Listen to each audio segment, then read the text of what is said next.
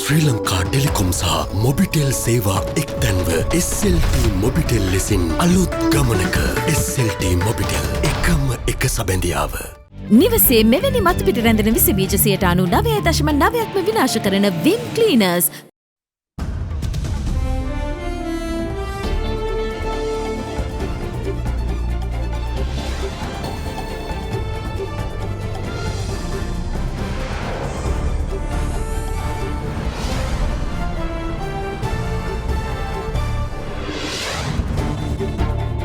අද 2021 මාර්තු 7 ඉරිදා සිරස්තල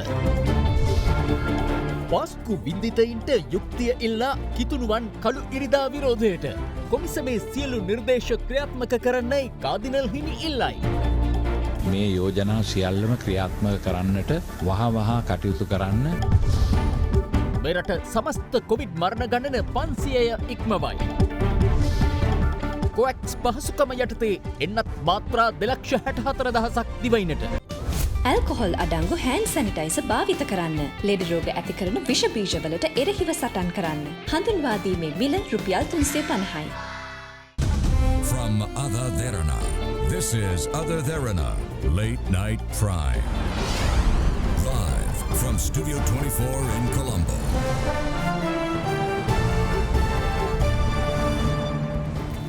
අයිබෝවන් ඔබෙක්වන්නේ අද දෙරණ රාත්‍රී 10 ප්‍රධාන පුවත් ප්‍රකාශය සමගින්. පාස්කු ඉරුදින ත්‍රස්ත ප්‍රහාරයේ වින්දිතයන්ට යුක්තිය ඉටු කරන්නයි බල කරමින් මෙරට කතෝලික සභාව අද කළු ඉරිදාවක් ලෙස ප්‍රකාශයට පත් කර තිබූ අතර ඒ අනුව දිවයිනේ සියලු දේවස්ථාන අසල නිහඬ විරෝධතා පැවැත්වුණා. කිතුණු ජනතාව දේව මෙහෙයන්ට සහභාගී වූයේද කළු ඇඳුමින් සැරසීගෙනයි. පාස්කු කොමිසමේ අවසන් වාර්තාවේ සියලු නිර්දේශ කඩිනමින් ක්‍රියාත්මක කරන ලෙසත් චෝදනා ලැබුවන් ආරක්ෂා නොකරන ලෙසත් මෙහිදී අගරාධගුරු අතිඋතුම් මැල්කම් කාදිනල් රංජිත් හිමිපාණන් ජනාධිපතිවරයාගෙන් ඉල්ලා සිටියා.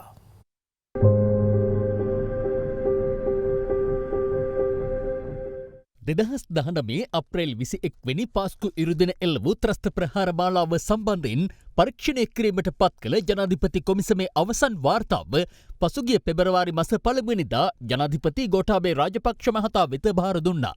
අදාළ වාර්තාව තුළ පාස්කු ඉරුදින ත්‍රස්ත ප්‍රහාරයට ඍජුව වගකිව යුත්තන් ලෙස සහරන් හෂීම් ප්‍රමුඛ ත්‍රස්තවාදීන් පිරිසක් නම් කර තිබූ අතර ප්‍රහාර මාලාව වළක්වා ගැනීමට කටයුතු නොකිරීම සම්බන්ධයෙන් හිටපු ජනාධිපතිවරයා, හිටපු ආරක්ෂක ලේකම්වරයා, හිටපු ජාතික බුද්ධි ප්‍රධානියා, රාජ්‍ය බුද්ධි සේවයේ හිටපු අධ්‍යක්ෂවරයා සහ හිටපු පොලිස්පතිවරයාට එරෙහිව අපරාධ චෝදනා ගොනු කරන ලෙස නිර්දේශ කර තිබුණා. කෙසේ වෙතත් ත්‍රස්ත ප්‍රහාරය සිදුවී වසර 2කට ආසන්න කාලයක් ගත වෙද්දීත් විධිමත්ව යුක්තිය ඉටු වී නොමැති බව පවසමින් අද දින කළු ඉරිදාවක් ලෙස නම් කිරීමට කතෝලික අගරාධගුරු පදවිය පසුගියදා තීරණය කළා. ඒ අනුව කාදිනල් හිමියන්ගේ ඉල්ලීම පරිදි අද කතෝලික ජනතාව කළු ඇඳුමින් සැරසී දේවස්ථානවල දේව මෙහෙයන්ට සහභාගී වී සිටියා. ප්‍රහාරයෙන් බියගේ ජනතාව සිහිපත් කරමින් දිවයිනේ සියලුම කතෝලික දේවස්ථානවල විනාඩි 5ක නිශ්ශබ්දතාවයක් පැවැත්වුණා. පෙරවරු 8:45ට සියලු දේවස්ථානවල සීනුනාද කෙරුණේ පළමු බෝම්බ ප්‍රහාරය වූ වේලාව සිහිපත් කරමින්. අනතුරුව කිතුණු ජනතාව දේවස්ථානවලින් පිටතට පැමිණ නිහඬ විරෝධතාවක නිරත වුණා. ප්‍රහාර මාලාවේ එක් ඉලක්කයක් බවට පත් වූ කොච්චිකඩේ ශාන්ත අන්තෝනි දේවස්ථානයේ වෙත පැමිණි අගරාධගුරු අතිඋතුම් මැල්කම් කාදිනල් රංජිත් හිමිපාණන් එහිදී කළු ඉරිදා විරෝධතාවයට එක් වුණා. මේ ප්‍රහාරය පිටිපස්සේ හිටියේ කවුද කියන එක දැනගන්නට තමයි මේ කොමිෂන් සභාවෙන් අපි බලාපොරොත්තු වුණේ. මම මේ දවස්වල ඒ වාර්තාව කියවමින් සිටිනවා. මේ වාර්තාවේ රෙකමදාරු කරලා තියෙන හුඟක් කරුණු ක්‍රියාත්මක කරන්නට පුළුවන්. විශේෂයෙන්ම මේකට වරදකරුවන් කරලා තියෙන අයව ඒ අයට විරුද්ධව නීතියට අනුව කටයුතු කිරීම වැදගත් වෙනවා. විශේෂයෙන්ම මේ බෝම්බ තියාපු අය, ඒවට මුදල් දුන්න අය, ඒවයි මොන දේශපාලන බලවේග මේක පිටිපස්සේ ක්‍රියාත්මක වුණාද, ඒකට ජාත්‍යන්තර සංවිධාන සම්බන්ධද කියන එක පිළිබඳ අවංක විමර්ශනයක් කිරීම සඳහා රජය මීට වඩා කැපවීමෙන් යුතුව කටයුතු කරන්න ඕනේ කියන එකයි මගේ හැඟීම. මම කල්පනා කරේ අර 6 දෙනෙකුෙන් යුත් කමිටුවක් පත් කිරීම අවශ්‍යද කියලා. මෙතනදී අවශ්‍ය වෙන්නේ කෙලින්ම ජනාධිපතිතුමා Tamanට කරන්න තියෙන දේවල් ප්‍රායෝගික මට්ටමින් කරන්නට යොමු වෙන එක. ඒක කෙරෙන තුරු ඒකට යම්කිසි සලකුණක් අපිට ලැබෙන එන්නතුරු ස්ථීර වශයෙන්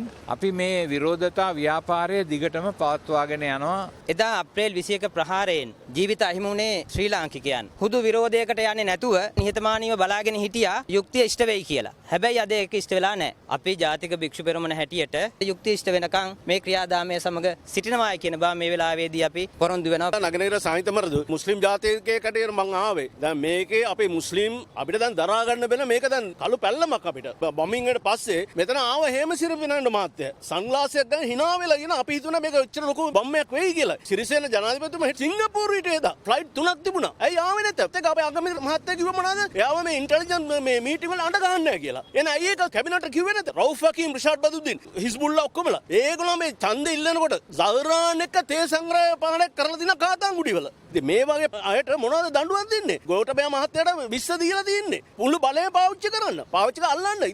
ප්‍රහාර මාලාවෙන් වැඩිම හානි සිදු වූ කටුවාපිටියේ ශාන්ත සෙබස්තියන් දේවස්ථානයේද අද පෙරවරුවේ කළු ඉරිදාව වෙනුවෙන් දිව්‍ය යාගයක් සංවිධානය කර තිබුණා. එම දිව්‍ය යාගයේ අවසානයේද නිහඬ විරෝධතාවයක් සංවිධානය කර තිබූ අතර ප්‍රහාරයෙන් දිවි අහිමි වූවන්ගේ ඥාතීන් සහ තුවාල ලැබුවන් එම විරෝධතාවයට එක්ව සිටියා.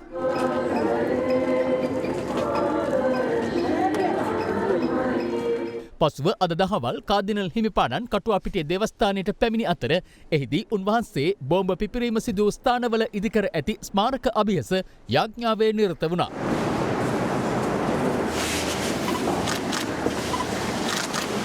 අපි මේ අවස්ථාවේ මේ ක්‍රියාදාමය ගත්තේ ජනාධිපති කොමිෂමෙන් නිර්දේශ කරලා තියෙන දේවල් ක්‍රියාත්මක කරන්නට රජය ශක්තිමත්ව කටයුතු කළ යුතුයි කියන එක ඒත්තු ගන්නන්නටයි අපේ ජනතාව පැහැදිලිවම අද ප්‍රකාශ කළා රජයටත් ඒ අදාළ ආයතනවලටත් මේ ජනාධිපති කොමිෂමෙන් නිර්දේශ කරලා තියෙන සියලුම දේවල් ක්‍රියාත්මක කරන්නට හැකි ඉක්මනින් පෙළ ගැස්විය යුතුයි කියලා. මම රජයට විශේෂයෙන්ම ඉල්ලීමක් කරනවා මේ යෝජනා සියල්ලම ක්‍රියාත්මක කරන්නට වහ කටයුතු කරන්න ඒ හැම නිර්දේශයක්ම ක්‍රියාත්මක කළ යුතුයි. දේශපාලන වාසි තකාගෙන රජයේ ප්‍රතිපත්තිවලට සහයෝගය ලබා ගැනීම සඳහා ඒ කණ්ඩායම්වල අයව ආරක්ෂා කරන්නට කටයුතු කිරීම මොන රජයක් කළත් ඒක වැරදි.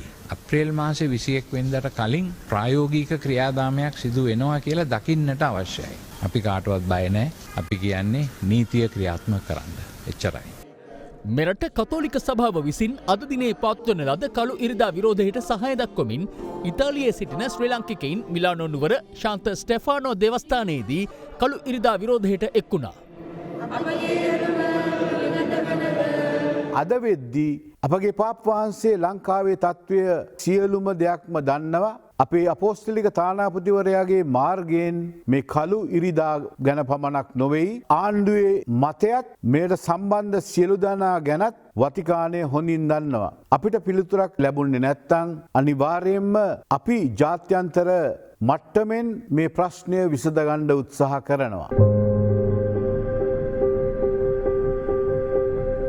බැංකු පොලිය අඩුම වෙලාවේ ලක්ෂ 5ක් ගෙවා වෙන් කරගන්න. Mulberry residence. වේගයෙන්ම ක්ලේම්ස් ගෙවන ලංකාවේ හොඳම සෞඛ්‍ය රක්ෂණය සොෆ්ලොජික් ලයිෆ්. පාස්කු ප්‍රහාරයට වත්මන් ජනාධිපති ගෝඨාභය රාජපක්ෂ මහතා සහ බැසිල් රාජපක්ෂ මහතා සම්බන්ධ බවට සමගි ජන බලවේගයේ පාර්ලිමේන්තු මන්ත්‍රී අශෝක් අබේසිංහ මහතා සිදු කර ඇති ප්‍රකාශයට එරෙහිව ශ්‍රී ලංකා පොදු ජන පෙරමුණේ පසුපෙළ මන්ත්‍රීවරුන් අද අපරාධ පරීක්ෂණ දෙපාර්තමේන්තුවට පැමිණිල්ලක් ඉදිරිපත් කළා. ඒ අදාළ ප්‍රකාශය සම්බන්ධයෙන් කඩිනම් පරීක්ෂණයක් සිදු කරන ලෙස ඉල්ලමින්. මෙම ප්‍රකාශයට එරෙහිව ශ්‍රී ලංකා පොදුජන පෙරමුණේ පසුපෙළ මන්ත්‍රී කණ්ඩායමක් අද අපරාධ පරීක්ෂණ දෙපාර්තමේන්තුව වෙත ගොස් පැමිණිල්ලක් සිදු කළා. සමගි ජන බලවේගයේ පාර්ලිමේන්තු මන්ත්‍රී කුරුණෑගල දිස්ත්‍රික්ක අශෝක අබේසිංහ මහතා විසින් පාස්කු ප්‍රහාරය වර්තමාන ජනාධිපතිවරයාගේ සහ බැසිල් රාජපක්ෂයන්ගේ අවශ්‍යතාවයන් උඩ සිදු කරන ලද්දක් බවට තමයි ඔහු එහිදී ප්‍රකාශ කරන්නේ. ඒ සම්බන්ධයෙන් 2007 අංක 56 දාන සිවිල් හා දේශපාලනික අයිතිවාසිකම් පිළිබඳ ප්‍රඥාප්ති පනත යටතේ පැමිණිල්ලක් කිරීමටයි අපි පැමිණියේ. අශෝක අබේසිංහ වර්තමාන පාර්ලිමේන්තු මන්ත්‍රීතුමාට ඔය කැලෑවල තියෙන මීටින් වල කියන්න තිබුණේ නැහැ. එදා පාර්ලිමේන්තු තේරීම්කාරක සභාවේ ආය මේක කිව්වේ නැහැ. ඒ වගේම ජනාධිපති කොමිසමට ඇවිල්ලා කිව්වේ නැහැ. අඩුම ගානේ මේ ගෝඨාභය රාජපක්ෂ මැතිතුමාගේ නම එහෙම නැත්නම් බැසිල් රාජපක්ෂ මැතිතුමාගේ නම අඩුම ගානේ කාදිනල් හිමිපාණන්ට කිව්වේ නැහැ. මේක මේ රටේ ජාතික ආරක්ෂාවට එරෙහිව කරපු ප්‍රකාශයක්. ඒ වගේම ජාතික ආරක්ෂාවේ නාමයෙන් මේ පිළිබඳව ස්වාධීන විධිමත් කඩිනම් පරීක්ෂණයක් ඉල්ලා සිටිනවා අපරාධ පරීක්ෂණ දෙපාර්තමේන්තුවෙන්. කොක්ස් පහසුකම යටතේ යුනිසෙෆ් ආයතනයෙන් මෙරටට ලබා දුන් ඔක්ස්ෆර්ඩ් ඇස්ට්‍රාසෙනිකා එන්නත් මාත්‍රා 2,64,000ක් අද අලුයම විශේෂ ගුවන් යානයකින් දෙවිනට රැගෙන එනු ලැබුවා. අද දිනේත් කොවිඩ් ආසාදිතයින් 337 දෙනෙකු හඳුනාගත් අතර කොවිඩ් මරණ 5ක් වාර්තා වුණා. ඒ සමග මෙරට සමස්ත කොවිඩ් මරණ ගණන 502 දක්වා ඉහළ ගියා.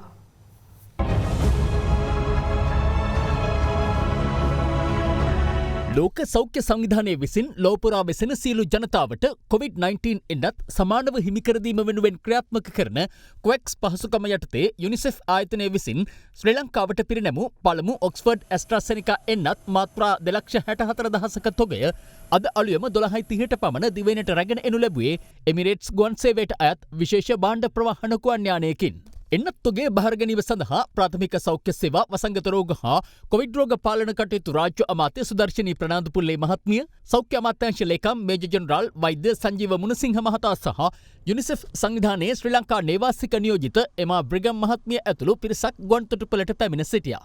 එන්නත් තොගේ බහර ගැනීමෙන් පසු ඒවා කටුනායක ගුවන් තොටුපළ ආනයන ගුවන් භාණ්ඩ ගබඩාවේ ශීතාගාර තුල තැන්පත් කෙරුණා. මේ වෙලාවේ අපි රජයක් හැටියට කෝවැක්ස් පහසුකමට ලෝක සෞඛ්‍ය සංවිධානයට යුනිසෙෆ් ආයතනයට අපේ ස්තුතිය මේ අවස්ථාවේදී පුද කරනවා. ඉතින් අපි හඳුදා ඉඳලා මේ එන්නත් ටික වයස අවුරුදු 60ට වැඩි ජනතාව වෙනුවෙන් ලබා දීමට කටයුතු කරනවා. පසුව අද පෙරවරුවේ මෙම එන්නත් තොගය නිල වශයෙන් සෞඛ්‍ය අමාත්‍යවරියට බහර දීමේ උත්සවය පැවැත්වුණේ කොළඹ සෞඛ්‍ය ප්‍රවර්ධන කාර්යාංශයේදී. සෞඛ්‍ය අමාත්‍යාංශය සහ කොක්ස් පහසුකම් වැඩපිළිවෙල සමග ඇතිකරගත් ගිවිසුම අනුව මෙරට එන්නත් මාත්‍රා මිලියන 1.44ක් යුනිසෙෆ් ආයතනය විසින් ලබා දීමට එකඟ වී තිබෙනවා. ඒ අනුව 2021 මැයි මාස අවසානය දක්වා අදීරෙන් අදීර මෙරටට එය ලබා දීමටද නියමිතයි. කොවිඩ් මර්ධන එන්නත් කරන වැඩසටහන යටතේ ඉන්දියාවෙන් ලද ඔක්ස්ෆර්ඩ් ඇස්ට්‍රාසෙනිකා එන්නත මේ වන විට මෙරට පුද්ගලයන් ලක්ෂ 7 ඉක්මවා ලබා දී තිබෙනවා. මේ අතර බදුල්ල පළාත් මහරෝහලේ පිළිකා ඒකකයේ ප්‍රතිකාර ලබමින් සිටියදී කොවිඩ් ආසාදිත වූ තවත් රෝගියෙක් ජීවිතක්ෂයට පත්ව තිබෙනවා.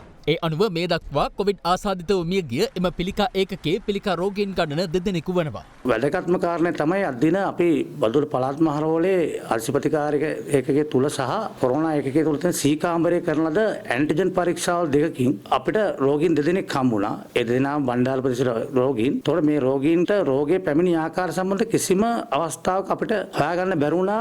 යම් ආකාර සමාජය තුල බදුල්ල බණ්ඩාරවල වැනි ප්‍රදේශ තුල මෙම රෝගය සමාජ තුල යම් ව්‍යාප්තියක් තියෙනවාද යන්න පිළිබඳ අපිට සැකයක් පන්න ලගිනවා. මේකෙන් ගොඩ එීමට නම් කල යුත්තේ හමු PCR පරීක්ෂා සිදු කරමින් ආසාදිත හඳුනා නොගතොත් බදුල්ල දිස්ත්‍රික්කයේ තුල කොරෝනා සම්බන්ධව තත්ත්වය පිට දරුණු වෙන්න පුළුවන්.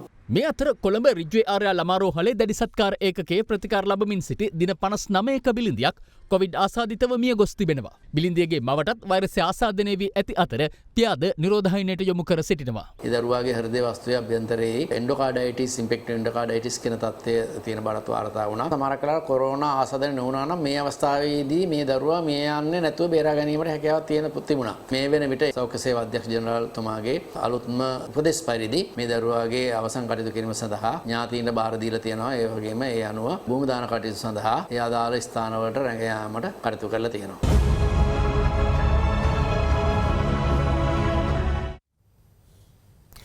හදිසි අනතුරකින් අපාතරින් වෙන්ව ගිය අද දෙරණ ප්‍රවෘත්තියංශයේ කැමරා ශිල්පී තරුපති උවිදු සමරකෝන් සොයුරා අද තම හිතමිත්‍ර නෑසයන් සියල්ලන්ගෙන්ම සදහටම නික්ම ගියා. තරුපතිගේ දේහය පිළිබඳ අවසන් කටයුතු සිදු කෙරුණේ මාවතගම සීරාදුන්න